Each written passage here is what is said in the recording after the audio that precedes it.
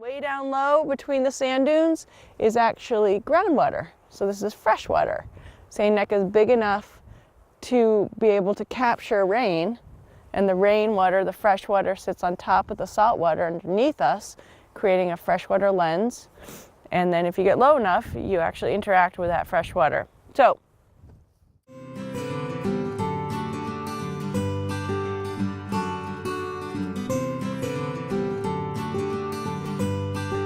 the Brown Bag Program is now a partnership with the Greater Boston Food Bank and the town of Barnstable Senior Services. Though now it's expanded throughout the whole Cape, we were one of the original people that joined them. You know, I do this 250 times a year. I would do all kids if I could. I believe it's necessary, it's needed, I think it's welcomed. I think kids understand it at their level. I think kids walk into assemblies like this and they think they're going to hear this horror story about drugs. And we're going to talk about heroin on Cape Cod and overdoses and all the people dying. But we do some teddy bears for the police department because other communities do that. So I went over to Barnstable Police and they said yes, they could benefit, they could use them.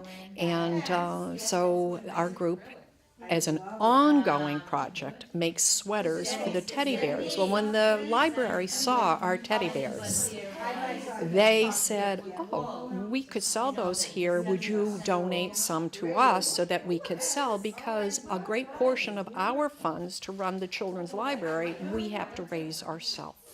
So they now have a teddy bear sale ongoing from the bears, of which we make the sweaters. What a great giving back, because there is a limit. A few people did not get that memo. It is a half peck, and that's just above the ring on your basket. So not a full peck. We have some confiscations this morning that'll go back in the water. Helps us to extend the season, you know, make sure everyone gets a good amount, you know. And it's a lot of oysters, so you spread it out. heading to the beach is a must for so many of us here on Cape Cod, and it's lots of fun. But for lifeguards, it's not just a day at the beach. That's why the town of Barnstable hosts Swim and Safety Week at beaches across town, highlighting many of the rescue techniques and safety measures lifeguards take every day.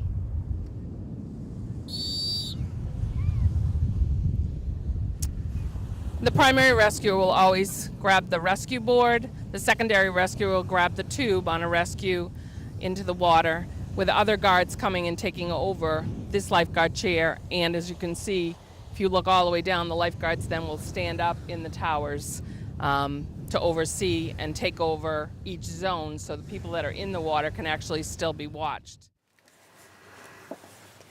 Oh, wow. This is alphabetic. It's all hand done. So there's the names of the, so these are all births, deaths, marriages that are in here. Look at Declaration of Independence. Wow. Of the United States was handwritten into this book on page 323. Wow. So these are the things that are beginning to really show their age, even though they've been, in Linda's time, these were updated. These were... His child is not, does not have a disability. He does. And he got to do something today that he probably has never done. He was able to push his child in a swing instead of a child being in the swing and the parent. So just having the opportunity to get to a site, it's easy to say something's handicap accessible if you can get to it. Well, here you can park, get to it, and then do things, and that's what the true meaning is of handicap accessibility. On Tuesdays, the group gets together, and that's open to essentially anyone who's interested and wants to play. And we rehearse games. It's interesting to say rehearse because you never get up and do the same thing you've done in rehearsal. It's different every time. And that's part of the challenge on Tuesdays is, you know, we retread a lot of the same ground, but you need to make it new and inventive every time. So we work on just our general improvising skills.